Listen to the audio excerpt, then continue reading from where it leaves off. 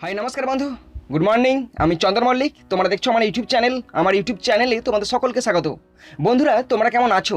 আশা করছি তোমরা সকলে খুব ভালো আছো, আমিও খুব ভালো আছি। বন্ধুরা, আজকে আমরা আলোচনা করব কারেন্ট অ্যাফেয়ার্স। আজকে আমি 1 জুলাই থেকে 7 জুলাই পর্যন্ত কারেন্ট অ্যাফেয়ার্সগুলো তোমাদের সঙ্গে খুব সুন্দরভাবে আলোচনা করব। বন্ধুরা, কারেন্ট অ্যাফেয়ার্সের মধ্যে আছে West Bengal current affairs, national current affairs, prize and owner, science and technology, defence, sports, national recruitment, international recruitment, death এবং ইন্টারন্যাশনাল নিউজ। তো বন্ধুরা, তোমরা অবশ্যই শেষ পর্যন্ত মন দিয়ে ভালো করে শুনবে আর দেখবে, তবেই তোমরা বুঝতে পারবে। যদি তোমরা শেষ পর্যন্ত শোনো, দেখো, আমি কথা দিচ্ছি তোমাদের টাইমটা নষ্ট হবে না, বরং তোমরা প্রত্যেকটি কারেন্ট অ্যাফেয়ার্স ভালো করে বুঝতে পারবে। যদি বুঝতে পারো, ভালো লাগে, অবশ্যই লাইক করে জানাবে, খারাপ লাগলে ডিসলাইক করে দেবে। বন্ধুরা, কোনো কিছু উপদেশ দেওয়া থাকলে, কোনো কিছু বলার থাকলে অবশ্যই কমেন্ট বক্সে কমেন্ট করে যেও। বন্ধুরা, আমি চাই আমার পশ্চিমবঙ্গের প্রত্যেকটা ভাই বোনকে, পশ্চিমবঙ্গের প্রত্যেকটা বন্ধু বান্ধবীকে সাহায্য করতে। যদি তোমার সত্যি ভিডিওটি ভালো লাগে থাকে, অবশ্যই শেয়ার করে প্রত্যেককে দেখার সুযোগ করে দেবে। তো চলো শুরু করছি। দেখে নাও 2021 সালের 1 জুলাই থেকে 7 জুলাই পর্যন্ত কারেন্ট অ্যাফেয়ার্স। বন্ধুরা, এই কারেন্ট অ্যাফেয়ার্সগুলো আমি নিয়েছি শিক্ষা, চাকরি ও খেলা নিউজ পেপার থেকে, তোমাদের সঙ্গে শেয়ার করছি। তো বন্ধুরা, সমস্ত ক্রেডিট শিক্ষা, চাকরি ও খেলা নিউজ পেপারে। তোমরা শেষ পর্যন্ত দেখার চেষ্টা করো। প্রথমেই আছে, দেখো, দেশ ও বিদেশে উল্লেখযোগ্য খবর। প্রতিরক্ষা। ভারতের তৈরি প্রথম এয়ারক্রাফট 2022 সালে আসছে।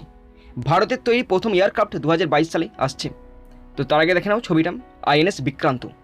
যে এয়ারক্রাফট আসছে তার নাম আইএনএস বিক্রান্ত। পড়ছি, কেন্দ্রীয় প্রতিরক্ষা মন্ত্রী রাজনাথ সিং ঘোষণা করলেন যে সম্পূর্ণ ভারতীয় প্রযুক্তিতে তৈরি প্রথম এয়ারক্রাফট আইএনএস বিক্রান্ত ভারতীয় নৌবাহিনীর পূর্ব কমান্ডে কমিশন হতে চলেছে 2022-এর মাঝামাঝি সময়ে। আপাতত কোচি শিপইয়ার্ড লিমিটেডে এটি তৈরি হচ্ছে। প্রায় 2400 কোটি টাকা অর্থ বাজেট বরাদ্দ হয়েছে এই এয়ারক্রাফট তৈরি করতে। বর্তমানে ভারতের কাছে একটি মাত্র এয়ারক্রাফট মজুদ আছে, আইএনএস বিক্রমাদিত্য। এটি রাশিয়ার তৈরি। তো ভালো করে শুনে নাও, রিপিট দিয়ে দিচ্ছি। ভারতের তৈরি প্রথম এয়ারক্রাফট 2022 সালে আসছে। কেন্দ্রীয় প্রতিরক্ষা মন্ত্রী রাজনাথ সিং ঘোষণা করলেন যে সম্পূর্ণ ভারতীয় প্রযুক্তিতে তৈরি প্রথম এয়ারক্রাফট আইএনএস বিক্রান্ত ভারতীয় নৌবাহিনীর পূর্ব কমান্ডে কমিশন হতে চলেছে 2022-এর মাঝামাঝি সময়ে। আপাতত কোচি শিপইয়ার্ড লিমিটেডে এটি তৈরি হচ্ছে। প্রায় 2400 কোটি টাকা অর্থ বাজেট বরাদ্দ হয়েছে এই এয়ারক্রাফট তৈরিতে। বর্তমানে ভারতের কাছে একটি মাত্র এয়ারক্রাফট মজুদ আছে, আইএনএস বিক্রমাদিত্য। এটি রাশিয়ার তৈরি। বন্ধুরা, এরপরে আছে রাজ্যের খবর। প্রথমে আছে বাংলায় এবার স্টুডেন্ট ক্রেডিট কার্ড।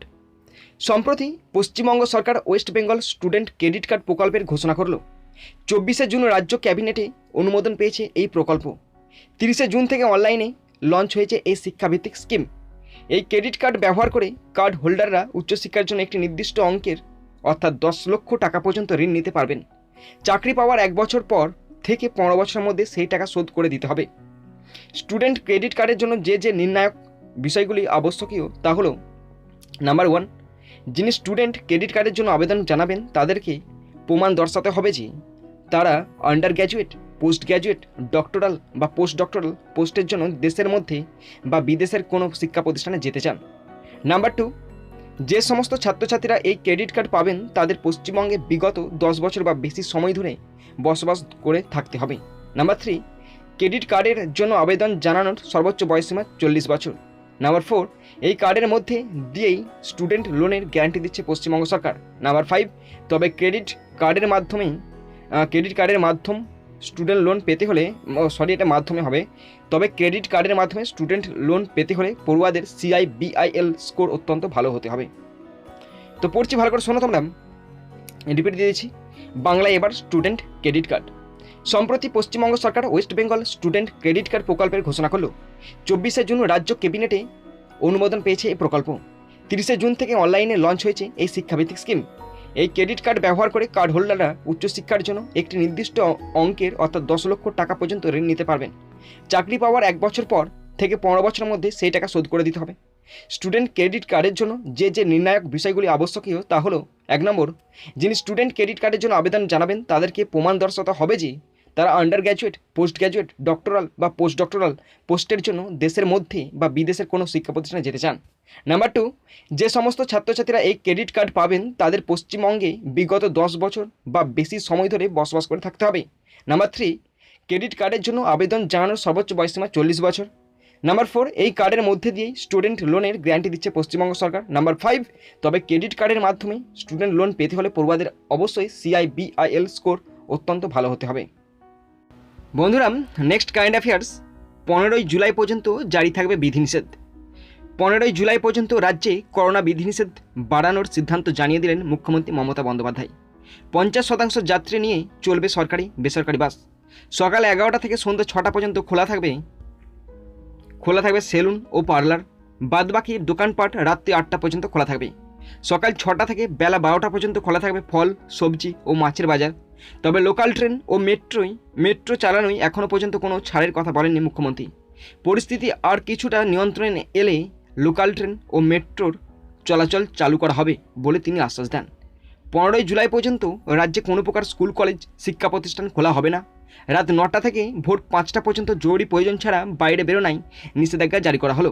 তো ভালো করে শোনো, আবার রিপিট দিয়ে দিচ্ছি। 15ই জুলাই পর্যন্ত জারি থাকবে বিধিনিষেধ। 15ই জুলাই পর্যন্ত রাজ্যে করোনা বিধিনিষেধ বাড়ানোর সিদ্ধান্ত জানিয়ে দিলেন মুখ্যমন্ত্রী মমতা বন্দ্যোপাধ্যায়। 50% যাত্রী নিয়ে চলবে সরকারি বেসরকারি বাস। সকাল 11টা থেকে সন্ধ্যা 6টা পর্যন্ত খোলা থাকবে সেলুন ও পার্লার। বাদবাকি দোকানপাট রাত্রি 8টা পর্যন্ত খোলা থাকবে। সকাল 6টা থেকে বেলা 12টা পর্যন্ত খোলা থাকবে ফল, সবজি ও মাছের বাজার। তবে লোকাল ট্রেন ও মেট্রো চালানোয় এখনও পর্যন্ত কোনো ছাড়ের কথা বলেননি মুখ্যমন্ত্রী। পরিস্থিতি আর কিছুটা নিয়ন্ত্রণে এলেই লোকাল ট্রেন ও মেট্রোর চলাচল চালু করা হয় বলে তিনি আশ্বাস দেন। 15ই জুলাই পর্যন্ত রাজ্যে কোনো প্রকার স্কুল কলেজ শিক্ষা প্রতিষ্ঠান খোলা হবে না।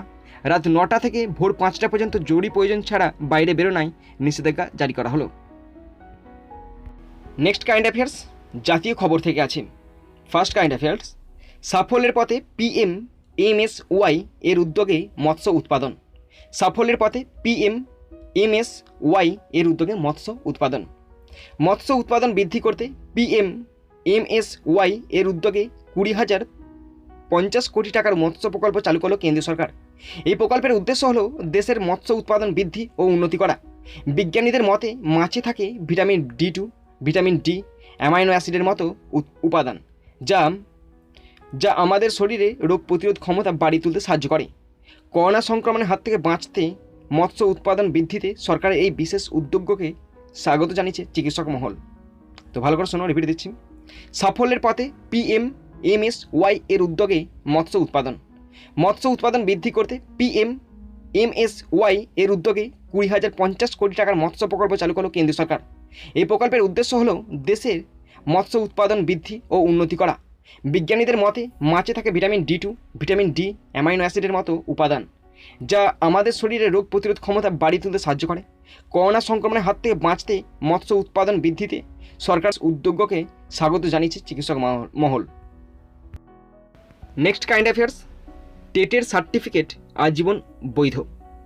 শিক্ষক নিয়োগের পরীক্ষা অর্থাৎ teachers eligibility test TET pass করলে সেই সার্টিফিকেট আজীবন বৈধ থাকবে বলে জুন মাসের শুরুতে জানিয়েছিলেন কেন্দ্রীয় শিক্ষামন্ত্রী রমেশ পোখরিয়াল নিশাঙ্ক। সেই নিয়ম মেনে সেন্ট্রাল টিচার্স এলিজিবিলিটি টেস্ট মানে হচ্ছে সিটেট এরও পরিবর্তিত কোনো তালিকা বা বৈধ সার্টিফিকেট প্রকাশ করা হবে না বলে জানিয়ে দিল CBSE বোর্ড। উল্লেখ্য, CBSE স্কুলগুলি প্রথম শ্রেণী থেকে অষ্টম শ্রেণী পর্যন্ত শিক্ষক নিয়োগের জন্য সিটেট পরীক্ষা গ্রহণ করা হয় সংশ্লিষ্ট বোর্ডের তরফ থেকে। তো ভালো করে শোনো, আবার রিপিট দিচ্ছি। টেটের সার্টিফিকেট আজীবন বৈধ। শিক্ষক নিয়োগের পরীক্ষা টিচার্স এলিজিবিলিটি টেট পাস করলে সেই সার্টিফিকেট আজীবন বৈধ থাকবে বলে জুন মাসের শুরুতে জানিয়েছিলেন কেন্দ্রীয় শিক্ষামন্ত্রী রমেশ পোখরিয়াল নিশাঙ্ক। সেই নিয়ম মেনে সেন্ট্রাল টিচার্স এলিজিবিলিটি টেস্ট অর্থাৎ সিটেট এরও পরিবর্তিত কোনো তালিকা বা বৈধ সার্টিফিকেট প্রকাশ করা হবে না জানিয়ে দিল CBSE বোর্ড। উল্লেখ্য, CBSE স্কুলগুলি প্রথম শ্রেণী থেকে অষ্টম শ্রেণী পর্যন্ত শিক্ষক নিয়োগের জন্য সিটেট পরীক্ষা গ্রহণ করা হয় সংশ্লিষ্ট বোর্ডের তরফ থেকে। পরের কারেন্ট অ্যাফেয়ার্স, লাইডার সার্ভে 10টি রাজ্যে। কেন্দ্রীয় পরিবেশ, বন ও জলবায়ু পরিবর্তন মন্ত্রী প্রকাশ জাভড়েকর সম্প্রতি লাইট ডিটেকশন অ্যান্ড রেঞ্জিং অর্থাৎ লাইডার সার্ভে রিপোর্ট প্রকাশ করলেন। তিনি দেশের 10টি রাজ্যের বনাঞ্চলের ওপর এই সার্ভে করা হয়েছে। ভারতে প্রথমবার লাইডার টেকনোলজি ব্যবহার করে এই ধরনের সমীক্ষা করা হলো। সার্ভের অন্তর্ভুক্ত 10টি রাজ্য হলো আসাম, বিহার, ছত্তিশগড়, গোয়া, ঝাড়খণ্ড, মধ্যপ্রদেশ, মহারাষ্ট্র, মণিপুর, নাগাল্যান্ড ও ত্রিপুরা। বনাঞ্চলের ওপর করা এই ধরনের সার্ভেতে এই প্রথমবার কেন্দ্রীয় সরকারের অর্থ ব্যয় করা হলো। লাইডার সার্ভের উদ্দেশ্য ছিল মানুষ বন্য পশুর মধ্যে সংঘাত দূর করে জলসম্পদ বাড়ানো এবং বনাঞ্চল সংরক্ষণ করা। কেন্দ্রীয় জলশক্তি মন্ত্রকের অধীনস্থ ওয়াপকস লিমিটেড দ্বারা এই সার্ভেটি করা হয়েছে। খরচ হয়েছে মোট 18.38 কোটি টাকা। বাকি রাজ্যগুলির সমীক্ষা রিপোর্টও শীঘ্রই প্রকাশ করা হবে। তো ভালো করে শোনো, আবার রিপিট দিচ্ছি। লাইডার সার্ভে 10টি রাজ্যে। কেন্দ্রীয় পরিবেশ, বন ও জলবায়ু পরিবর্তন মন্ত্রী প্রকাশ জাভড়েকর সম্প্রতি লাইট ডিটেকশন অ্যান্ড রেঞ্জিং অর্থাৎ লাইডার সার্ভে রিপোর্ট প্রকাশ করলেন। দেশের 10টি রাজ্যের বনাঞ্চলের ওপর এই সার্ভে করা হয়েছে। ভারতে প্রথমবার লাইডার টেকনোলজি ব্যবহার করে এই ধরনের সমীক্ষা করা হলো। সার্ভের অন্তর্ভুক্ত 10টি রাজ্য হলো আসাম, বিহার, ছত্তিশগড়, গোয়া, ঝাড়খণ্ড, মধ্যপ্রদেশ, মহারাষ্ট্র, মণিপুর, নাগাল্যান্ড ও ত্রিপুরা। বনাঞ্চলের ওপর করা এই ধরনের সার্ভেতে এই প্রথমবার কেন্দ্রীয় সরকারের অর্থ ব্যয় করা হলো। লাইডার সার্ভের উদ্দেশ্য ছিল মানুষ বন্য পশুর মধ্যে সংঘাত দূর করে জলসম্পদ বাড়ানো এবং বনাঞ্চল সংরক্ষণ করা। কেন্দ্রীয় জলশক্তি মন্ত্রকের অধীনস্থ ওয়াপসকস লিমিটেড দ্বারা এই সার্ভেটি করা হয়েছে। খরচ হয়েছে মোট 18.38 কোটি টাকা। বাকি রাজ্যগুলির সমীক্ষা রিপোর্টও শীঘ্রই প্রকাশ করা হবে। বন্ধুরা দেখো, এরপরে কারেন্ট অ্যাফেয়ার্সগুলো আছে আন্তর্জাতিক খবর থেকে। প্রথম কারেন্ট অ্যাফেয়ার্স, মস্কো কনফারেন্সে উপস্থিত থাকলেন ডিফেন্স সেক্রেটারি অজয় কুমার। 22 থেকে 24 জুন অনুষ্ঠিত হলো 9তম Moscow conference on international security. উপস্থাপনা করল রাশিয়ার প্রতিরক্ষা মন্ত্রক। প্রায় 600 জন বিভিন্ন দেশের প্রতিরক্ষা সম্বন্ধীয় ব্যক্তিবর্গ এই কনফারেন্সে উপস্থিত ছিলেন। ভারতের হয়ে প্রতিনিধিত্ব করলেন ডিফেন্স সেক্রেটারি অজয় কুমার। তিনি ব্যতিক্রমী একটি বিষয়বস্তুর ওপর বক্তব্য পেশ করেন, যা হলো অতিমারির বিরুদ্ধে লড়তে মিলিটারি বাহিনীর ভূমিকা। অনুষ্ঠানে প্রধান ছিলেন রাশিয়ান প্রেসিডেন্ট ভ্লাদিমির পুতিন। তো ভালো করে শোনো, আবার রিপিট দিচ্ছি। আন্তর্জাতিক খবর, মস্কো কনফারেন্সে উপস্থিত থাকলেন ডিফেন্স সেক্রেটারি অজয় কুমার। 22 থেকে 24 জুন অনুষ্ঠিত হলো 9তম Moscow conference on international security. উপস্থাপনা করল রাশিয়ার প্রতিরক্ষা মন্ত্রক। প্রায় 600 জন বিভিন্ন দেশের প্রতিরক্ষা সম্বন্ধীয় ব্যক্তিবর্গ এই কনফারেন্সে উপস্থিত ছিলেন। ভারতের হয়ে প্রতিনিধিত্ব করলেন ডিফেন্স সেক্রেটারি অজয় কুমার। তিনি ব্যতিক্রমী একটি বিষয়বস্তুর ওপর বক্তব্য পেশ করেন, যা হলো অতিমারির বিরুদ্ধে লড়তে মিলিটারি বাহিনীর ভূমিকা। অনুষ্ঠানে প্রধান ছিলেন Russian president Vladimir Putin. Next current affairs, ভারতের দ্বিতীয় বৃহত্তম এক্সপোর্ট পার্টনার চীন। কেন্দ্রীয় সরকারের প্রকাশিত বিবৃতি অনুযায়ী 2021 অর্থবর্ষে সংযুক্ত আরব আমিরশাহীকে সরিয়ে দেশের দ্বিতীয় বৃহত্তম এক্সপোর্ট ডেস্টিনেশন হল চীন। শীর্ষস্থান ধরে রাখল মার্কিন যুক্তরাষ্ট্র। ভারতীয় রপ্তানিতে চীনের শেয়ার দাঁড়িয়েছে 7.29%। গত বছর যা ছিল 5.3%। চতুর্থ ও পঞ্চম স্থানে আছে যথাক্রমে হংকং 10.2 বিলিয়ন মার্কিন ডলার, বাংলাদেশ 9.1 বিলিয়ন মার্কিন ডলার। তৃতীয় স্থানে থাকলো আরব 16.7 বিলিয়ন মার্কিন ডলার। তো ভালো করে শোনো, ভারতের দ্বিতীয় বৃহত্তম এক্সপোর্ট পার্টনার চীন। কেন্দ্রীয় সরকারের প্রকাশিত বিবৃতি অনুযায়ী 2021 অর্থবর্ষে সংযুক্ত আরব আমিরশাহীকে সরিয়ে দেশের দ্বিতীয় বৃহত্তম এক্সপোর্ট ডেস্টিনেশন হল চীন। শীর্ষস্থান ধরে রাখল মার্কিন যুক্তরাষ্ট্র। ভারতীয় রপ্তানিতে চীনের শেয়ার দাঁড়িয়েছে 7.29%। গত বছর যা ছিল 5.3%। চতুর্থ ও পঞ্চম স্থানে আছে যথাক্রমে হংকং 10.2 বিলিয়ন মার্কিন ডলার এবং বাংলাদেশ 9.1 বিলিয়ন মার্কিন ডলার। তৃতীয় স্থানে থাকলো আরব 16.7 বিলিয়ন মার্কিন ডলার। পরের কারেন্ট অ্যাফেয়ার্স, বিশ্বের দীর্ঘতম হাইড্রো পাওয়ার স্টেশন লঞ্চ করল চীন। সম্প্রতি চীন বিশ্বের দীর্ঘতম হাইড্রো পাওয়ার স্টেশন, যার নাম বাইহেতান, এর 2টি ইউনিট লঞ্চ করলো। এই ইউনিট দুটি আপাতত নির্মাণ কার্য চলছে। জিংসা নদীর তীরে এই ইউনিট দুটি তৈরি করা হয়েছে। ইউনিট দুটির ওপরের সেকশন অবস্থিত ইয়াংসি নদীর তীরে এবং নিচের দিকে অবস্থিত উনান ও সিয়াচুন প্রদেশের দিকে দক্ষিণ পশ্চিম মুখ হয়ে। 1 জুলাই 2021 তারিখে চীনের শাসক সরকার কমিউনিস্ট পার্টির 100 পূর্ণ হবে। এরই 100 অনুষ্ঠান উদযাপনের সঙ্গে সঙ্গে এই ইউনিট দুটি লঞ্চিংয়ের জন্য উৎসব পালন হবে। এই ইউনিট দুটি 16টি হাইড্রো জেনারেটিং যন্ত্র দ্বারা গঠিত। প্রতিটি কার্যক্ষমতা 1 মিলিয়ন কিলোওয়াট। তাই এই হাইড্রো পাওয়ার স্টেশনের ইউনিটগুলিকে বিশ্বের মধ্যে দীর্ঘতম সিঙ্গল ইউনিট ক্যাপাসিটির তকমা দেওয়া হয়েছে। তো ভালো করে শোনো, আবার রিপিট দিয়ে দিচ্ছি। বিশ্বের দীর্ঘতম হাইড্রো পাওয়ার স্টেশন লঞ্চ করল চীন। সম্প্রতি চীন বিশ্বের দীর্ঘতম হাইড্রো পাওয়ার স্টেশন, যার নাম বাইহেতান, এর 2টি ইউনিট লঞ্চ করলো। এই ইউনিট দুটি আপাতত নির্মাণ কার্য চলছে। জিংসা নদীর তীরে এই ইউনিট দুটি তৈরি করা হয়েছে। ইউনিট দুটির ওপরের সেকশনে অবস্থিত ইয়াংসি নদীর তীরে এবং নিচের দিকে অবস্থিত উনান ও সিয়াচুন প্রদেশের দিকে দক্ষিণ পশ্চিম মুখ হয়ে। 1 জুলাই 2021 তারিখে চীনের শাসক সরকার কমিউনিস্ট পার্টির শতবর্ষ পূর্ণ হবে।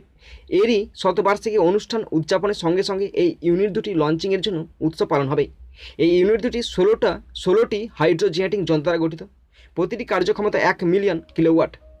তাই এই হাইড্রো পাওয়ার স্টেশনের ইউনিটগুলিকে বিশ্বের মধ্যে দীর্ঘতম সিঙ্গেল ইউনিট ক্যাপাসিটির তকমা দেওয়া হয়েছে। বন্ধুরা, এর পরের টপিকটা পুরস্কার ও সম্মান। প্রথম কারেন্ট অ্যাফেয়ার্স। আগের দশকের বিশ্বসেরা জনহিতৈষী হলেন জামশেদজি টাটা। তো ছবিটা দেখে নাও, জামশেদজি টাটা 1901 থেকে 1999 শতকের সবথেকে বড় মানবহিতৈষী বা জনকল্যাণ কাজে সর্বোচ্চ দাতা হিসাবে ভারতের বৃহত্তম ব্যবসায়িক প্রতিষ্ঠান টাটা গ্রুপের প্রতিষ্ঠাতা জামশেদজি টাটাকে সম্মান প্রদান করা হলো। তিনি প্রায় 102.4 বিলিয়ন মার্কিন ডলার অর্থমূলক খরচ করেছেন। সমীক্ষাটি করা হয়েছে হুরুন রিপোর্ট অ্যান্ড ইডেলগ্লিভ ফাউন্ডেশনের পক্ষ থেকে। তালিকায় বিশ্বের সেরা 50 জন মানব কল্যাণকারী ব্যক্তিদের নাম উল্লেখ করা হয়েছে। 50 জনের মধ্যে শীর্ষস্থানে জামশেদজি টাটার নাম দৃষ্টান্তস্বরূপভাবে ভারতের মুখ উজ্জ্বল করেছে। বাকি ভারতীয় হলেন আজিম প্রেমজি, উইপ্রোর প্রাক্তন চেয়ারম্যান, তিনি আছেন দ্বাদশ স্থানে। দ্বিতীয় স্থানে আছেন বিল গেটস ও মেলিন্ডা ফ্রেঞ্চ গেটস, দান করেছেন 74.6 বিলিয়ন মার্কিন ডলার। তৃতীয় স্থানে পেয়েছেন হেনরি ওয়েলকাম, 56.7 বিলিয়ন মার্কিন ডলার। এবং চতুর্থ স্থানে আছেন হাওয়ার্ড হিউজ, 38.6 বিলিয়ন মার্কিন ডলার। তো আবার রিপিট দিচ্ছি, ভালো করে শোনো। আগের দশকের বিশ্বসেরা জনহিতৈষী হলেন জামশেদজি টাটা। 1901 থেকে 1999 শতকে সবথেকে বড় মানব হিতৈষী বা জনকল্যাণ কাজে সর্বোচ্চ দাতা হিসাবে ভারতের বৃহত্তম ব্যবসায়িক প্রতিষ্ঠান টাটা গ্রুপের প্রতিষ্ঠাতা জামশেদজি টাটাকে সম্মান প্রদান করা হলো। তিনি প্রায় 102.4 বিলিয়ন মার্কিন ডলার অর্থমূল্য খরচ করেছেন। সমীক্ষাটি করেছেন হারুন রিপোর্ট অ্যান্ড ইডেলগ্লিভ ফাউন্ডেশনের পক্ষ থেকে। তালিকায় বিশ্বের সেরা 50 জন মানব কল্যাণকারী ব্যক্তিদের নাম উল্লেখ করা হয়েছে। 50 জনের মধ্যে শীর্ষস্থানে জামশেদজি টাটার নাম দৃষ্টান্তস্বরূপভাবে ভারতের মুখ উজ্জ্বল করেছে। বাকি ভারতীয় হলেন আজিম প্রেমজি, উইপ্রোর প্রাক্তন চেয়ারম্যান, তিনি আছেন দ্বাদশ স্থানে। দ্বিতীয় স্থানে আছেন বিল গেটস ও মেলিন্ডা ফ্রেঞ্চ গেটস, দান করেছেন 74.6 বিলিয়ন মার্কিন ডলার। তৃতীয় স্থানে পেয়েছেন হেনরি ওয়েলকাম, 56.7 বিলিয়ন মার্কিন ডলার। চতুর্থ স্থানে আছেন হাওয়ার্ড হিউজ, 38.6 বিলিয়ন মার্কিন ডলার। Next current affairs. জাপানের ফুকুওকা গ্র্যান্ড প্রাইজ পেলেন ভারতীয় সাংবাদিক। People's Archive of Rural India PARI এর প্রতিষ্ঠাতা তথা স্বনামধন্য ভারতীয় সাংবাদিক পি সাইনাথকে জাপানের ফুকুওকা গ্র্যান্ড প্রাইজ 2021 সম্মানে ভূষিত করা হলো। এই পুরস্কার সাধারণত 3টি ক্যাটাগরিতে প্রার্থীদের দেওয়া হয়ে থাকে, যথা একাডেমিক প্রাইজ, কালচার প্রাইজ এবং গ্র্যান্ড প্রাইজ। জাপানের প্রখ্যাত অধ্যাপক কিসিমো তোমিও পেলেন একাডেমিক প্রাইজ এবং কালচারাল প্রাইজের সম্মানে ভূষিত হলেন থাইল্যান্ডের চিত্র পরিচালক প্রাবোদা ইউন। 2016 সালে প্রথম ভারতীয় হিসাবে এই পুরস্কার সম্মান পেয়েছেন সুরকার তথা সঙ্গীত পরিচালক এ.আর. রহমান। মোট 11 জন ভারতীয় এখনও পর্যন্ত জাপানে এই অন্যতম সেরা সম্মানে ভূষিত হয়েছেন। 1990 সাল থেকে এই পুরস্কার প্রদান করা হচ্ছে। পুরস্কারের অর্থমূল্য হিসাবে একাডেমিক বিভাগে 3 মিলিয়ন ইয়েন, কালচার বিভাগে 3 মিলিয়ন ইয়েন এবং গ্র্যান্ড বিভাগে 5 মিলিয়ন ইয়েন দেওয়া হয়ে থাকে। তো ভালো করে শোনো তোমরা। জাপানে ফুকুওকা গ্র্যান্ড প্রাইজ পেলেন ভারতীয় সাংবাদিক People's Archive of Rural India অর্থাৎ পারি এর প্রতিষ্ঠাতা তথা সুনামধন্য ভারতীয় সাংবাদিক পি সাইনাথকে জাপানের ফুকুওকা গ্র্যান্ড প্রাইজ 2021 সম্মানে ভূষিত করা হলো। এই পুরস্কার সাধারণত 3টি ক্যাটাগরিতে প্রার্থীদের দেওয়া হয়, যথা একাডেমিক প্রাইজ, কালচারাল প্রাইজ এবং গ্র্যান্ড প্রাইজ। জাপানের প্রখ্যাত অধ্যাপক কিসিমো তোমিও পেলেন একাডেমিক প্রাইজ এবং কালচারাল প্রাইজে সম্মানে ভূষিত হলেন থাইল্যান্ডের চিত্র পরিচালক প্রাবোদা ইউন। 2016 সালে প্রথম ভারতীয় হিসাবে এই পুরস্কার সম্মান পেয়েছিলেন সুরকার তথা সঙ্গীত পরিচালক এ.আর. রহমান। মোট 11 জন ভারতীয় এখনও পর্যন্ত জাপানে এই অন্যতম সেরা সম্মানে ভূষিত হয়েছেন। 1990 সাল থেকে এই পুরস্কার প্রদান করা হচ্ছে। পুরস্কারে অর্থমূল্য হিসাবে একাডেমিক বিভাগে 3 মিলিয়ন ইয়েন, কালচার বিভাগে 3 মিলিয়ন ইয়েন এবং গ্র্যান্ড বিভাগে 5 মিলিয়ন ইয়েন দেওয়া হয়ে থাকে। বন্ধুরা, এর পরের টপিক বিজ্ঞান ও প্রযুক্তি। অগ্নি প্রাইম মিসাইলের সফল উৎক্ষেপণ করল ডিআরডিও। উড়িষ্যার বালাসরে অবস্থিত doctor APJ Abdul Kalam island থেকে সারফেস টু সারফেস মিসাইল অগ্নি প্রাইম নামক নিউক্লিয়ার মিসাইলটি সফলভাবে উৎক্ষেপণ করতে সমর্থ হল ডিআরডিও। এই মিসাইল 1000 থেকে 2000 কিমি রেঞ্জে আঘাত হানতে পারে।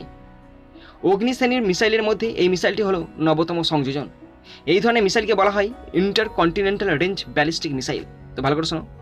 অগ্নি প্রাইম মিসাইলের সফল উৎক্ষেপণ করল ডিআরডিও। উড়িষ্যার বালাসরে অবস্থিত doctor APJ Abdul Kalam island থেকে surface two surface missile missile অগ্নি প্রাইম নামক নিউক্লিয়ার মিসাইলটি সফলভাবে উৎক্ষেপণ করতে সমর্থ হলো ডিআরডিও। এই মিসাইলটি 1000 থেকে 2000 কিমি রেঞ্জে আঘাত হানতে পারে। অগ্নি শ্রেণীর মিসাইলের মধ্যে এই মিসাইলটি হলো 9তম সংযোজন। এই ধরনের মিসাইলকে বলা হয় intercontinental range ballistic missile. Next current affairs, 20,000 বছর আগেও ছিল করোনা ভাইরাস। অস্ট্রেলিয়া ও ওয়াশিংটনের একদল বিজ্ঞানী দ্বারা প্রকাশিত সম্প্রতি এক গবেষণাপত্রে কারেন্ট বায়োলজি শীর্ষক প্রতিবেদনে বলা হয়েছে, বর্তমানে দক্ষিণ পূর্ব এশিয়ার অঞ্চলে প্রায় 20,000 বছর আগে করোনা ভাইরাসের সঙ্গে লড়তে হয়েছিল সেখানকার মানুষদের। বিশ্বের 26টি জনগোষ্ঠীর 2500 মানুষের জিনগত বৈশিষ্ট্য পরীক্ষা করে এই সিদ্ধান্তে উপনীত হয়েছেন বিজ্ঞানীরা। জিনের গঠন বিশ্লেষণ করে চীন, জাপান, ভিয়েতনামের 5টি জনজাতির জিনে করোনা ভাইরাসের সঙ্গে লড়াই করার প্রমাণ পাওয়া গেছে। তবে বাকি দেশগুলো এই ভাইরাস সংক্রমিত হয়েছিল কিনা তা এখনও গবেষণার অধীনে রয়েছে বলে বিজ্ঞানীরা জানিয়েছেন। তো ভালো করে শোনো তোমরা, 20,000 বছর আগেও ছিল করোনা ভাইরাস। অস্ট্রেলিয়া ও ওয়াশিংটনের একদল বিজ্ঞানী দ্বারা প্রকাশিত সম্প্রতি এক গবেষণাপত্রে কারেন্ট বায়োলজি শীর্ষক প্রতিবেদনে বলা হয়েছে, বর্তমানে দক্ষিণ পূর্ব এশিয়ার অঞ্চলে প্রায় 20,000 বছর আগে করোনা ভাইরাসের সঙ্গে লড়তে হয়েছিল সেখানকার মানুষদের। বিশ্বের 26টি জনগোষ্ঠীর 2500 মানুষের জিনগত বৈশিষ্ট্য পরীক্ষা করে এই সিদ্ধান্তে উপনীত হয়েছেন বিজ্ঞানীরা। জিনের গঠন বিশ্লেষণ করে চীন, জাপান ও ভিয়েতনামের 5টি জনজাতির জিনে করোনা ভাইরাসের সঙ্গে লড়াই করার প্রমাণ পাওয়া গেছে। তবে বাকি দেশগুলোতে এই ভাইরাস সংক্রমিত হয়েছিল কিনা তা এখনও গবেষণার অধীনে রয়েছে বলে বিজ্ঞানীরা জানিয়েছেন।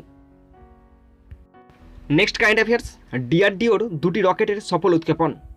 Defence Research and Development Organisation অর্থাৎ ডিআরডিও সফলভাবে উৎক্ষেপণ করতে সমর্থ হলো 2টি রকেট, যথা পিনাকা রকেট এবং 122 মিমি ক্যালিবার রকেট।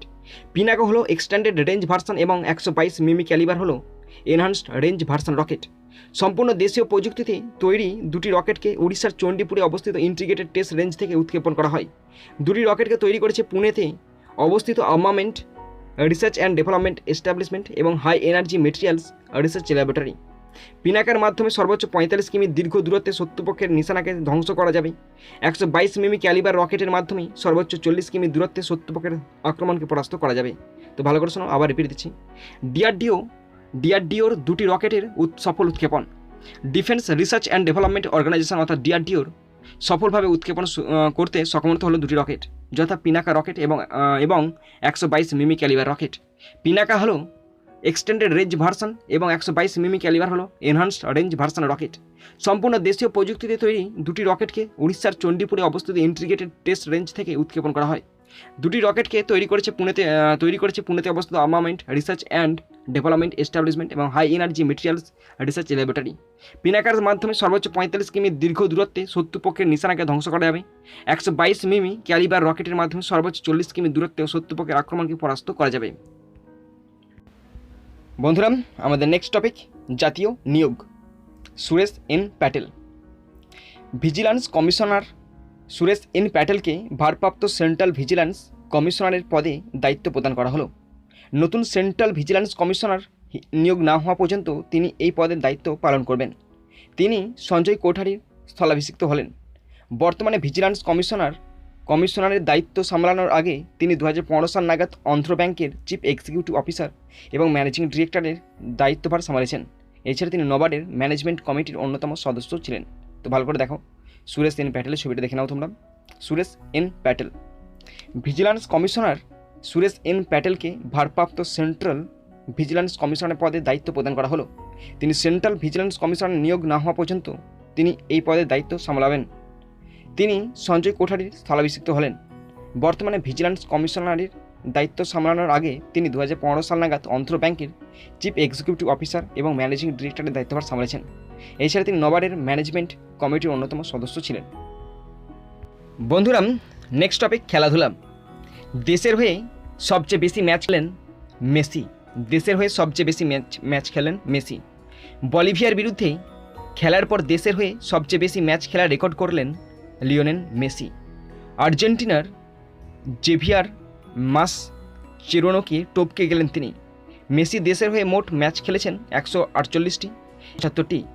দেশের জার্সিতে সবচেয়ে বেশি গোল করার মুকুটও তার মাথায়। 2005 সালে প্রথম হাঙ্গেরির বিরুদ্ধে দেশের হয়ে মাঠে নামেন তিনি। যদিও মাঠে নামার 1 মিনিটের মধ্যে লাল কার্ড দেখে তাকে মাঠ ছাড়তে হয়। তো ভালো করে শোনো, আবার রিপিট দিচ্ছি। দেশের হয়ে সবচেয়ে বেশি ম্যাচ খেললেন মেসি। বলিভিয়ার বিরুদ্ধে খেলার পর দেশের হয়ে সবচেয়ে বেশি ম্যাচ খেলার রেকর্ড করলেন লিওনেল মেসি। আর্জেন্টিনার জেভিয়ার মাস চিরোনোকে টপকে গেলেন তিনি। মেসি দেশের হয়ে মোট ম্যাচ খেললেন 148টি, তার গোল সংখ্যা 75টি। দেশের জার্সিতে সবচেয়ে বেশি গোল করার মুকুটও তার মাথায়। 2005 সালে প্রথম হাঙ্গেরির বিরুদ্ধে দেশের হয়ে মাঠে নামেন তিনি, যদিও মাঠে নামার 1 মিনিটের মধ্যে লাল কার্ড দেখে তাকে মাঠ ছাড়তে হয়। নেক্সট কারেন্ট অ্যাফেয়ার্স, কোপাই বলিভিয়ার বিরুদ্ধে বড় জয় মেসিদের। বলিভিয়াকে 4-1 গোলে হারিয়ে গ্রুপের শীর্ষস্থান পাকা করল আর্জেন্টিনা। ম্যাচের 6 মিনিটে প্রথম গোল করেন আর্জেন্টিনার গোমেজ। 33 ও 42 মিনিটে পরপর 2টি গোল করেন মেসি। ম্যাচের দ্বিতীয়ার্ধে একটি গোল করে বলিভিয়া, কিন্তু আবার 65 মিনিটে আর্জেন্টিনার হয়ে গোল করেন মার্টিনেজ। অনেক দিন পর বেশ বড় জয়ের মুখ দেখল আর্জেন্টিনা। কোপাই বলিভিয়ার বিরুদ্ধে বড় জয় মেসিদের। বলিভিয়াকে 4-1 গোলে হারিয়ে গ্রুপের শীর্ষস্থান পাকা করল আর্জেন্টিনা। ম্যাচের 6 মিনিটে প্রথম গোল করেন আর্জেন্টিনার গোমেজ। 33 ও 42 মিনিটে পরপর 2টি গোল করেন মেসি। ম্যাচের দ্বিতীয়ার্ধে একটি গোল করে বলিভিয়া, কিন্তু আবার 65 মিনিটে আর্জেন্টিনা হয়ে গোল করেন মার্টিনেজ। অনেক দিন পর বেশ বড় জয়ের মুখ দেখল আর্জেন্টিনা। নেক্সট কারেন্ট অ্যাফেয়ার্স, উইম্বলডনের প্রথম ম্যাচে জয় জোকোভিচের। প্রতিপক্ষ ইংল্যান্ডের 19 বছর বয়সী জ্যাক ডেপারেরকে হারিয়ে উইম্বলডনের প্রথম ম্যাচে জয় পেলেন নোভাক জোকোভিচ। জোকোভিচের পক্ষে খেলার ফল দাঁড়ায় 4-6, 6-1, 6-2 ও 6-2। প্রথম রাউন্ডের ম্যাচ খেলতে নেমে জোকোভিচ ও তার প্রতিপক্ষ দুজনেই বেশ কয়েকবার শরীরের ভারসাম্য হারিয়ে ফেলে পা পিছলে কোর্টের মধ্যে পড়ে যান। উইম্বলডনের প্রথম ম্যাচে জয় জোকোভিচের।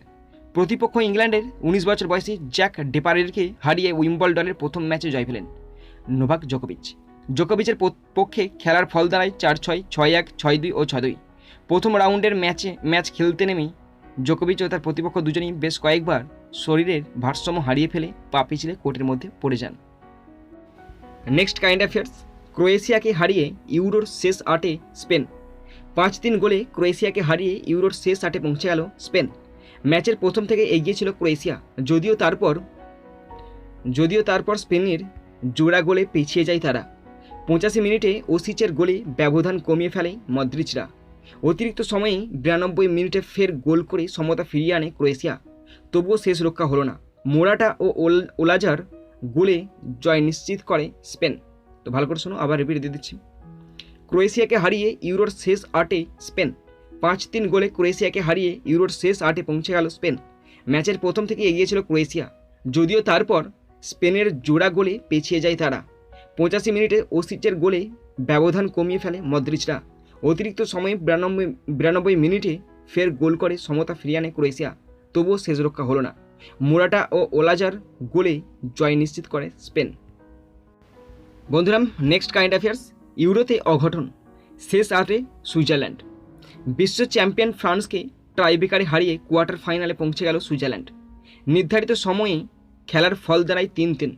ম্যাচের 15 মিনিটে গোল করে সুইজারল্যান্ড।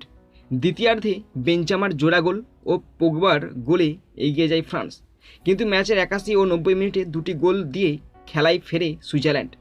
শেষে টাইব্রেকারে এমবাপের শট বাঁচিয়ে দেয় সুইজারল্যান্ড। টাইব্রেকারে খেলার ফল দাঁড়ায় ফ্রান্স 4 ও সুইজারল্যান্ড 5। তো ভালো করে শোনো, আবার রিপিট দিচ্ছি। ইউরোতে অঘটন, শেষ 8-এ সুইজারল্যান্ড। বিশ্ব চ্যাম্পিয়ন ফ্রান্সকে টাইব্রেকারে হারিয়ে কোয়ার্টার ফাইনালে পৌঁছে গেল সুইজারল্যান্ড। নির্ধারিত সময়ে খেলার ফল দাঁড়ায় 3-3। ম্যাচের 15 মিনিটে গোল করে সুইজারল্যান্ড। দ্বিতীয়ার্ধে বেঞ্জামার জোড়া গোল ও পোগবার গোলে এগিয়ে যায় ফ্রান্স, কিন্তু ম্যাচের 81 ও 90 মিনিটে 2টি গোল দিয়ে খেলায় ফেরে সুইজারল্যান্ড। শেষে টাইব্রেকারে এমবাপের শট বাঁচিয়ে দেয় সুইজারল্যান্ড। টাইব্রেকারে খেলার ফল দাঁড়ায় ফ্রান্স 4 ও সুইজারল্যান্ড 5।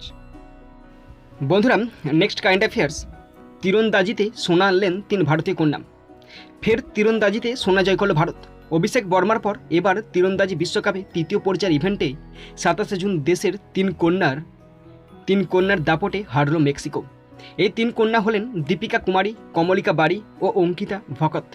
5-1 ব্যবধানে মেক্সিকো হারায় তারা। উল্লেখ্য, প্যারিসে অনুষ্ঠিত এই টুর্নামেন্টটির সঙ্গে অলিম্পিকের যোগ্যতা অর্জন পর্বের কোনো যোগাযোগ নেই।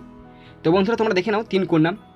ওকে, তো পড়ছি আবার, তীরন্দাজিতে সোনা আনলেন 3 ভারতীয় কন্যা। ফের তীরন্দাজিতে সোনা জয় করল ভারত। অভিষেক বর্মার পর এবার তীরন্দাজি বিশ্বকাপে তৃতীয় পর্যায়ের ইভেন্টে 27 জুন দেশের 3 কন্যার দাপটে হারল মেক্সিকো। এই 3 কন্যা হলেন দীপিকা কুমারী, কমলিকা বাড়ি ও অঙ্কিতা ভগত। 5-1 ব্যবধানে মেক্সিকো হারায় তারা। উল্লেখ্য, প্যারিসে অনুষ্ঠিত এই টুর্নামেন্টটির সঙ্গে অলিম্পিকের যোগ্যতা অর্জন পর্বের কোনো যোগাযোগ নেই। নেক্সট কারেন্ট অ্যাফেয়ার্স, সরাসরি অলিম্পিকে ভারতীয় সাঁতারু। রেকর্ড করলেন ভারতীয় সাঁতারু সজন প্রকাশ। মাত্র 0.1 সেকেন্ডের ব্যবধানে প্রথম ভারতীয় হিসাবে সরাসরি টোকিও অলিম্পিকের টিকিট পাকা করে ফেললেন তিনি। তো ছবিটা দেখে নাও, সজন প্রকাশ। ওকে, রোমের সেট্টেকলি ট্রফিতে 200 মিটারের বাটারফ্লাই বিভাগে 1 মিনিটে 56.38 সেকেন্ডে এই সাফল্য পেলেন সজন। ভারতীয় সাঁতার ফেডারেশনের তরফ থেকে টুইট করে বলা হয়েছে, ভারতীয় সাঁতারের ক্ষেত্রে দিনটি ঐতিহাসিক। প্রথমবার কোনো ভারতীয় সাঁতারু সরাসরি অলিম্পিকে খেলার ছাড়পত্র পেলেন। তো ভালো করে শোনো, আবার রিপিট দিচ্ছি তোমাদের জন্যই। সরাসরি অলিম্পিকে ভারতীয় সাঁতারু। রেকর্ড করলেন ভারতীয় সাঁতারু সজন প্রকাশ। মাত্র 0.1 সেকেন্ডের ব্যবধানে প্রথম ভারতীয় হিসাবে সরাসরি টোকিও অলিম্পিকের টিকিট পাকা করে ফেললেন তিনি। রোমের সেট্টেকলি ট্রফিতে 200 মিটারের বাটারফ্লাই বিভাগে 1 মিনিটে 56.38 সেকেন্ডে এই সাফল্য পেলেন সজন। ভারতীয় সাঁতার ফেডারেশনের তরফ থেকে টুইট করে বলা হয়েছে, ভারতীয় সাঁতারের ক্ষেত্রে দিনটি ঐতিহাসিক। প্রথমবার কোনো ভারতীয় সাঁতারু সরাসরি অলিম্পিকে খেলার ছাড়পত্র পেলেন। নেক্সট কারেন্ট অ্যাফেয়ার্স, আরব আমির শাহিতেই হবে টি-20 বিশ্বকাপ। 28 জুন বিসিসিআই সভাপতি সৌরভ গঙ্গোপাধ্যায় জানিয়েছিলেন, টি-20 বিশ্বকাপ ভারতে অনুষ্ঠিত হবে না। করোনা পরিস্থিতির জেরে ভারতে যে টি-20 বিশ্বকাপ আয়োজন সম্ভব নয় তা অনুমান করা যাচ্ছিল গত কয়েক মাস ধরেই। তবুও দেশের করোনা পরিস্থিতি দেখে চূড়ান্ত সিদ্ধান্ত নিতে আইসিসি এর কাছে সময় চেয়েছিল বিসিসিআই। সৌরভ গঙ্গোপাধ্যায় বলেন, যেহেতু আইপিএল সংযুক্ত আরব আমির শাহিতে অনুষ্ঠিত হচ্ছে, তাই আরব আমির শাহিতে অনুষ্ঠিত হচ্ছে টি-20 বিশ্বকাপ। তো ভালো করে শোনো, আরব আমির শাহিতে হবে টি-20 বিশ্বকাপ। 28 জুন বিসিসিআই সভাপতি সৌরভ গঙ্গোপাধ্যায় জানিয়েছিলেন, টি-20 বিশ্বকাপ ভারতে অনুষ্ঠিত হবে না। করোনা পরিস্থিতির জেরে ভারতে যে টি-20 বিশ্বকাপ আয়োজন সম্ভব নয় তা অনুমান করা যাচ্ছিল গত কয়েক মাস ধরেই। তবুও দেশের করোনা পরিস্থিতি দেখে চূড়ান্ত সিদ্ধান্ত নিতে আইসিসিআর কাছে সময় চেয়েছিল বিসিসিআই। সৌরভ গঙ্গোপাধ্যায় বলেন, যেহেতু আইপিএল সংযুক্ত আরব আমির শাহিতে অনুষ্ঠিত হচ্ছে, তাই আরব আমির শাহিতে অনুষ্ঠিত হচ্ছে টি-20 বিশ্বকাপ। নেক্সট কারেন্ট অ্যাফেয়ার্স, রোনাল্ডোদের হারিয়ে শেষ 8-এ বেলজিয়াম। গতবারের চ্যাম্পিয়ন পর্তুগালের দৌড় থেমে গেল। ইউরো কাপের প্রি কোয়ার্টার ফাইনালে 36 বছর রোনাল্ডো তার জীবনের শেষ ইউরো কাপ নিয়ে যথেষ্ট আশাবাদী ছিলেন, কিন্তু রেমেনু লুকাকুদের সামনে থেমে গেল রোনাল্ডোদের ইউরো অভিযান। সেভিয়ার মাঠে বেলজিয়াম 1-0 গোলে জিতে চলে গেল কোয়ার্টার ফাইনালে। এই ম্যাচে নায়ক হিসেবে অবতীর্ণ হলেন হর্গেন হ্যাজার্ড। 42 মিনিটে তার ডান পায়ের শট পর্তুগিজ গোলকিপারের নাগাল এড়িয়ে জালে জড়ায়। তো ভালো করে শোনো, রিপিট দিচ্ছি, রোনাল্ডোদের হারিয়ে শেষ 8-এ বেলজিয়াম। গতবারের চ্যাম্পিয়ন পর্তুগালের দৌড় থেমে গেল। ইউরো কাপের প্রি কোয়ার্টার ফাইনালে 36 বছরের রোনাল্ডো তার জীবনের শেষ ইউরো কাপ নিয়ে যথেষ্ট আশাবাদী ছিলেন, কিন্তু রেমেনু লুকাকুদের সামনে থেমে গেল রোনাল্ডোদের ইউরো অভিযান। সেভিয়ার মাঠে বেলজিয়াম 1-0 গোলে জিতে চলে গেল কোয়ার্টার ফাইনালে। এই ম্যাচে নায়ক হিসেবে অবতীর্ণ হলেন হর্গেন হ্যাজার্ড। 42 মিনিটে তার ডান পায়ের শট পর্তুগিজ গোলকিপারের নাগাল এড়িয়ে জালে জড়ায়। নেক্সট কারেন্ট অ্যাফেয়ার্স, 3 বিভাগেই সোনা জিতে বিশ্ব রেকর্ড দীপিকার। ওমেন ইন্ডিভিজুয়াল, টিম এবং মিক্সড পেয়ার ইভেন্ট, এই 3টি বিভাগেই সোনা জিতে আর্চারি ওয়ার্ল্ড কাপ স্টেজ 3তে বিশ্ব রেকর্ড গড়লেন ভারতের দীপিকা কুমারী। প্রথম ভারতীয় মহিলা হিসাবে এই রেকর্ড গড়ে ইতিহাস গড়লেন দীপিকা কুমারী। ইন্ডিভিজুয়াল ক্যাটেগরিতে রাশিয়ার এলিনা ওসিপোভাকে পরাজিত করে সোনা জয় করেন তিনি। খেলার ফল তার পক্ষে 6-0। টিম ক্যাটেগরিতে মেক্সিকান মহিলা টিমের বিরুদ্ধে অঙ্কিতা ভকত এবং কুমালিকা বাড়ির সঙ্গে দীপিকা কুমারী জিতেছেন স্বর্ণপদক। মিক্সড বিভাগে মিক্সড পেয়ার ক্যাটেগরিতে দীপিকা কুমারী তার স্বামী অতনু দাসের সঙ্গে মিলে নেদারল্যান্ডসের জেপ ভ্যান ডেন বার্গকে এবং গ্যাব্রিয়েলা কোলসারকে পরাজিত করে সোনা জয় করেন। এই জয়ের পরই ওয়ার্ল্ড আর্চারি ফেডারেশন মহিলা আর্চারিদের ক্রমতালিকায় দীপিকাকে 1 নম্বর স্থানে বসালো। এখনও পর্যন্ত দীপিকা সর্বমোট 9টি সোনা, 12টি রূপো, 7টি ব্রোঞ্জ মেডেল প্রাপ্ত হয়েছেন। তো ভালো করে সোনা, রিপিট দিচ্ছি তোমাদের সাথে, 3 বিভাগেই সোনা জিতে বিশ্ব রেকর্ড দীপিকার। ওমেন ইন্ডিভিজুয়াল, টিম এবং মিক্সড পেয়ার ইভেন্ট, 3টি বিভাগেই সোনা জিতে আর্চারি ওয়ার্ল্ড কাপ স্টেজ 3তে বিশ্ব রেকর্ড গড়লেন ভারতের দীপিকা কুমারী। প্রথম ভারতীয় মহিলা হিসাবে এই রেকর্ড গড়ে ইতিহাস গড়লেন দীপিকা কুমারী। ইন্ডিভিজুয়াল ক্যাটেগরিতে রাশিয়ার এলিনা ওসিপোভাকে পরাজিত করে সোনা জয় করেন তিনি। খেলার ফল তার পক্ষে 6-0। টিম ক্যাটেগরিতে মেক্সিকান মহিলা টিমের বিরুদ্ধে অঙ্কিতা ভকত এবং কুমালিকা বাড়ির সঙ্গে দীপিকা কুমারী জিতেছেন স্বর্ণপদক। মিক্সড পেয়ার ক্যাটেগরিতে দীপিকা কুমারী তার স্বামী অতনু দাসের সঙ্গে মিলে নেদারল্যান্ডসের জেপ ভ্যান ডেনবার্গকে এবং গ্যাব্রিয়েলা কোলসারকে পরাজিত করে সোনা জয় করেন। এই জয়ের পরেই ওয়ার্ল্ড আর্চারি ফেডারেশন মহিলা আর্চারিদের ক্রমতালিকায় দীপিকাকে 1 নম্বর স্থানে বসালো। এখনও পর্যন্ত দীপিকা সর্বমোট 9টি সোনা, 12টি রূপো ও 7টি ব্রোঞ্জ মেডেল প্রাপ্ত হয়েছেন। নেক্সট কারেন্ট অ্যাফেয়ার্স, ইউরো থেকে বিদায় নিল গ্রুপ অফ ডেথ। ইউরোর সবচেয়ে কঠিন গ্রুপ অর্থাৎ যাদের গ্রুপ অফ ডেথ বলা হয়েছিল সেই গ্রুপের কেউ আর রইল না কোয়ার্টার ফাইনাল ম্যাচে। প্রথমে হাঙ্গেরি বিদায় নেয় গ্রুপ পর্ব থেকেই, তারপর ভালো খেলেও ইউরো থেকে বিদায় নিল গতবার চ্যাম্পিয়ন পর্তুগাল। এবারের ফেভারিট ফ্রান্সও বিদায় নিল ইউরো কাপ থেকে। একদম শেষে জার্মানির হারের পর গ্রুপটাই মুছে গেল এবারের ইউরো থেকে। এবছর তাই নতুন চ্যাম্পিয়ন দেখবে ইউরোপ। এখানটা ইউরোপটা লেখা আছে, দেখো চ্যাম্পিয়ন দেখবে ইউরোপ। ভালো করে শোনো, ইউরো থেকে বিদায় নিল গ্রুপ অফ ডেথ। ইউরোর সবচেয়ে কঠিন গ্রুপ অর্থাৎ যাদের গ্রুপ অফ ডেথ বলা হয়েছিল সেই গ্রুপের কেউ আর রইল না কোয়ার্টার ফাইনাল ম্যাচে। প্রথমে হাঙ্গেরি বিদায় নেয় গ্রুপ পর্ব থেকেই, তারপর ভালো খেলেও ইউরো থেকে বিদায় নিল গতবার চ্যাম্পিয়ন পর্তুগাল। এবারের ফেভারিট ফ্রান্সও বিদায় নিল ইউরো কাপ থেকে। একদম শেষে জার্মানির হারের পর গ্রুপটাই মুছে গেল এবারের ইউরো থেকে। এবছর তাই নতুন চ্যাম্পিয়ন দেখবে ইউরোপ। নেক্সট টপিক, প্রয়াণ শিবশঙ্কর নায়ার। স্বনামধন্য প্রবীণ মালয়ালাম সিনেমাটোগ্রাফার তথা চিত্র পরিচালক শিবশঙ্করন নায়ার, যিনি শিবন নামে বিখ্যাত ছিলেন, প্রয়াত হলেন হৃদরোগে আক্রান্ত হয়ে তিরুবনন্তপুরম শহরে। মৃত্যুকালে তার বয়স হয়েছিল 79 বছর। শিবান ছিলেন কেরালার প্রথম প্রফেশনাল প্রেস ফটোগ্রাফার। 1959 সালে নিজের নামে তিনি স্টুডিও খোলেন, যার নাম দেন শিবান স্টুডিও। পরবর্তীকালে যা তিরুবনন্তপুরম শহরে সাংস্কৃতিক কর্মকাণ্ডের প্রাণকেন্দ্র হিসাবে গড়ে ওঠে। গোটা জীবনে তিনি 3বার জাতীয় পুরস্কার প্রাপ্ত হন। স্টিল ফটোগ্রাফার হিসাবে তিনি বেশি জনপ্রিয় ছিলেন। তার তৈরি বিখ্যাত চলচ্চিত্রগুলির মধ্যে অভয়াম, ইয়াদম, কেসু, উড়ুযাত্রা, কিলিভাচিল বিখ্যাত। তার প্রয়াণে শোকাস্তব্ধ মালয়ালাম ছবির জগৎ। তো ভালো করে শোনো তোমরা, শিবশঙ্করন নায়ার স্বনামধন্য প্রবীণ মালয়ালাম সিনেমাটোগ্রাফার তথা চিত্র পরিচালক শিবশঙ্করন নায়ার, যিনি শিবান নামে বিখ্যাত ছিলেন, প্রয়াত হলেন হৃদরোগে আক্রান্ত হয়ে তিরুবনন্তপুরম শহরে। মৃত্যুকালে তার বয়স হয়েছিল 79 বছর। শিবান ছিলেন কেরালার প্রথম প্রফেশনাল প্রেস ফটোগ্রাফার। 1959 সালে নিজের নামে তিনি স্টুডিও খোলেন, যার নাম দেন শিবান স্টুডিও। পরবর্তীকালে যা তিরুবনন্তপুরম শহরে সাংস্কৃতিক কর্মকাণ্ডের প্রাণকেন্দ্র হিসেবে গড়ে ওঠে। গোটা জীবনে তিনি 3বার জাতীয় পুরস্কার প্রাপ্ত হন। স্টিল ফটোগ্রাফার হিসেবে তিনি বেশি জনপ্রিয় ছিলেন। তার তৈরি বিখ্যাত চলচ্চিত্রগুলির মধ্যে অভয়াম, ইয়াদম, কেসু, অরুযাত্রা, কিলিভাচিল প্রভৃতি বিখ্যাত। তার প্রয়াণে শোকস্তব্ধ মালয়ালাম ছবির জগৎ। বন্ধুরা, নেক্সট টপিক, অর্থনীতি, ব্যাংকিং ও ব্যবসা বাণিজ্য। ফার্স্ট কারেন্ট অ্যাফেয়ার্স, বাড়ছে ধনীদের আয়, কমছে মাথাপিছু সম্পত্তি পরিমাণ। তো বন্ধুরা, এটা খুব বড় আছে, আমি 2বার পড়বো না, একবারই পড়বো, তোমরা ভালো করে শুনবে। অতিমারির দ্বিতীয় তরঙ্গের মরণ কামড় এবার ছাপ ফেলল ভারতীয় অর্থনীতিতেও। করোনা সংক্রমণের মধ্যেও সারা বিশ্বের যেখানে সম্পদ বৃদ্ধি পেয়েছে, সেখানে ফের একবার অর্থনৈতিক সংকোচনের মুখে ভারত। এবছর সারা বিশ্বে অর্থনৈতিক বৃদ্ধির হার দাঁড়িয়েছে 7.8%।